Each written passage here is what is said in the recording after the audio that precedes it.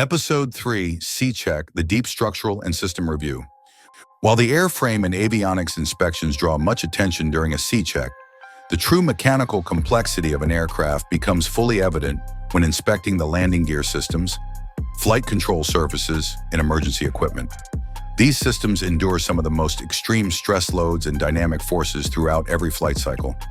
And during the C-Check, they are reviewed thoroughly to ensure operational reliability, safety compliance, and long-term airworthiness. The aircraft's landing gear system bears the brunt of takeoffs, landings, taxiing, and directional control on the ground.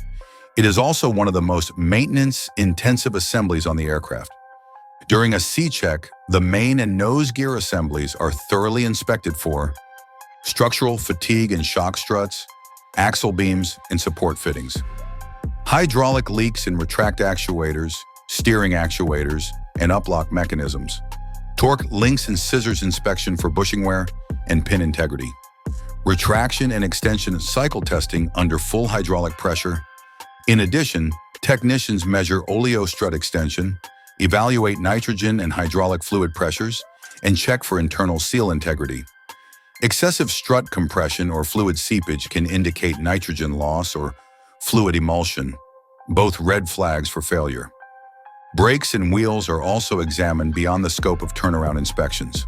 Brake wear pins, disc condition, torque tube alignment, and anti-skid sensor wiring are checked, while wheel assemblies are inspected for cracks, especially around bolt holes and bead seats. In high-utilization fleets, landing gear components may be removed for scheduled overhaul or replacement during a C-Check.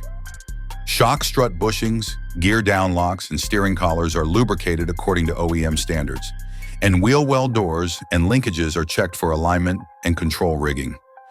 Whether mechanically linked or fly-by-wire, aircraft primary and secondary flight control surfaces are verified for positional accuracy, structural integrity, and redundancy. In conventional aircraft, technicians inspect control cables, pulleys, fair leads, and tensioners, control column and rudder pedal systems for freedom of movement and feedback, rigging alignment of ailerons, elevators, and rudders using aircraft-specific jigs or alignment tools. Cable tension is adjusted using tensiometers, and flight control movement limits are verified against type certificate values. In fly-by-wire aircraft, testing is more diagnostic. The team reviews actuator health, confirms flight control computer FCC response, and performs surface movement tests using the aircraft's control interface. Servo feedback loops, actuator synchronization, and hydraulic response times are all evaluated and cross-checked against bite data. Surfaces such as spoilers, flaps, slats, and trim tabs undergo actuation tests under load, with movement ranges and rates compared against manufacturer specifications. Any mechanical feedback during motion, such as noise, resistance, or overshoot, is immediately escalated for further analysis. Control surfaces are also physically inspected for skin buckling, delamination, or corrosion, attachment point wear, crack indications near hinges, actuators, or tracks. For aircraft with high-lift devices, HLDs, complex flap track systems used during takeoff and landing, detailed inspections are conducted on flap tracks and carriages, slat drive chains, position feedback sensors and actuators. Any slack, misalignment, or hydraulic jitter is flagged as a degradation indicator. No C-Check is complete without a full inspection and recertification of all emergency equipment, which is subject to stringent regulatory oversight. Technicians verify passenger oxygen generators and mass deployment systems, crew oxygen bottles for charge pressure and valve function, emergency lighting system test cycles, escape slides and slide raft inflation systems. Escape slides are tested for expiry dates, inflation bottle pressure, and cartridge seal integrity. In some cases, slides are removed and shipped to third-party vendors for overhaul and repacking. Emergency lights are triggered in simulated power failure scenarios to confirm timed activation, illumination duration, and automatic switching. Fire protection systems are also reviewed. Cargo and lavatory smoke detectors are tested and recalibrated. Portable extinguishers are checked for pressure and hydrostatic testing validity. Flight deck fire suppression systems, including engine and APU loops, are inspected for sensor loop continuity, resistance checks, and squib cartridge expiry. Technicians also examine life vests, emergency locator transmitters, ELTs, and megaphones, all of which must meet expiry and functionality requirements. Any expired, damaged, or non-functional emergency device is replaced immediately, and certifications updated in the aircraft's technical record system. These three systems, landing gear, flight controls, and emergency equipment, might seem distinct, but they are deeply integrated in terms of aircraft control architecture, hydraulic routing, and crew operational procedures. The C-check presents the only opportunity within a 2-year span where all can be inspected in unison, allowing for cross-system assessments. For instance, a degraded hydraulic actuator in the landing gear bay may affect both steering and flap operations. A deteriorated cable tension in the rudder system could influence autopilot yaw stability. A failed oxygen bottle may compromise minimum dispatch requirements. That's why during the C-check, interdisciplinary engineering teams, covering airframe, avionics, power plant, and cabin, work in sync, reviewing findings not in isolation, but through the lens of system interaction and regulatory compliance. Because in commercial aviation, every component is linked, and when these three systems are inspected and certified together, the aircraft is not just airworthy, it is fully prepared to respond to routine flight operations and emergency scenarios alike. Behind every rivet checked, every actuator tested, and every fault rectified during a C-check, there is one common thread tying it all together: documentation. In aviation maintenance, nothing is complete until it is verified, signed off, and recorded, not just for regulatory compliance, but for the aircraft's operational continuity, residual value, and historical traceability. During a C-check, the scope of documentation goes far beyond task cards and maintenance logs. It becomes a fully integrated process involving technical records, engineering evaluation, quality assurance, QA, airworthiness control, and strategic planning.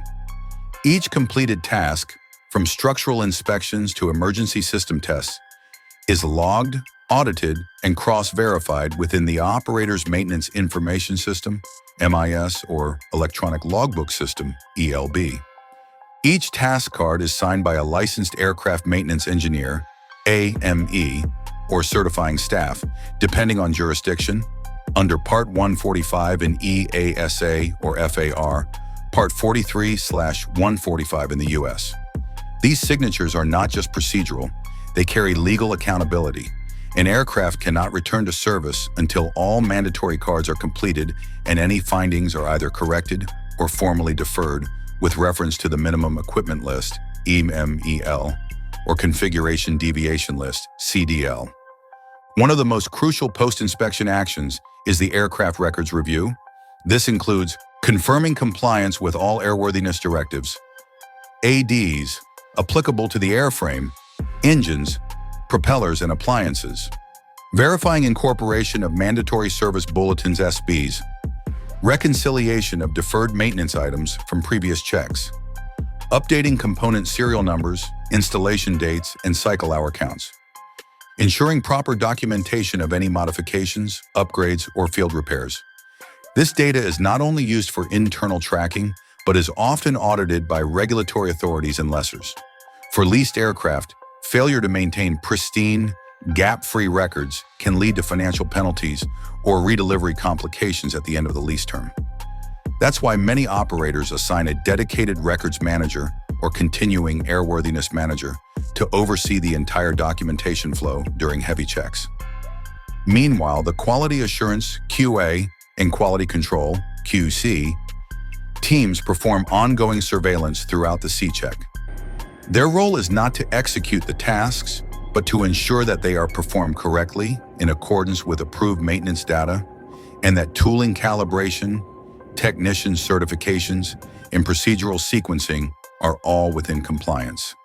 QA audits during a C-check can include spot-checking signed task cards for accuracy and completeness, verifying torque markings and safety wire installations, checking tool control and FOD foreign object debris protocols, ensuring component removals and replacements are tagged and tracked through proper traceable documentation Form 18130-3 or equivalent. Once all maintenance actions and inspections are closed, a Certificate of Release to Service (CRS) is issued. This document, signed by a certified authority, formally declares that the aircraft has been inspected in accordance with the approved maintenance program and is airworthy for flight operations. But the C-check is more than a maintenance deadline. It's also a strategic inflection point. For airlines and MRO planners, this downtime presents a rare opportunity to improve, upgrade, and align the aircraft with future operational goals. For example, cabin refurbishment programs are often scheduled during C-checks, including seat replacement, galley redesign, and IFE, in-flight entertainment, system upgrades. Connectivity enhancements such as satellite Wi-Fi or cockpit data link systems are installed, while structural access and power system recertification can be bundled into existing inspections. Avionics software upgrades, such as compliance with ADS-B out mandates or integration of new FANS or RNP procedures, are best performed when the aircraft is powered down and fully accessible. For aging fleets, modifications driven by environmental or operational regulations, like retrofitting vortex generators for noise reduction or upgraded fire suppression for cargo compartments, may be implemented to extend service life. In some cases, the C-check is also the trigger for asset transition, an aircraft being returned to lessor, sold, or moved to a different operating base. In those cases, a more intensive version of the C-check, often called a bridging check, is performed to align with new regulatory frameworks or contractual delivery conditions. From the airline's perspective, this is also where data convergence and future planning occur. The findings from the C-check are fed back into the airline's reliability control program. Patterns of repeated faults, parts wear trends, or corrosion observations can influence future procurement, task escalation, and predictive maintenance strategies. Because while the aircraft returns to the sky at the end of the C-check, the data it leaves behind can inform 1,000 future decisions, from when to retire a component to how to design the next iteration of its maintenance program.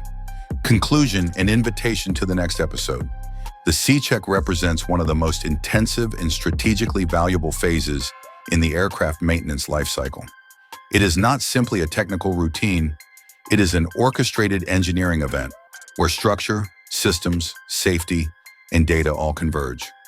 Over the course of this episode, we explored how every zone of the aircraft is accessed, examined, and restored.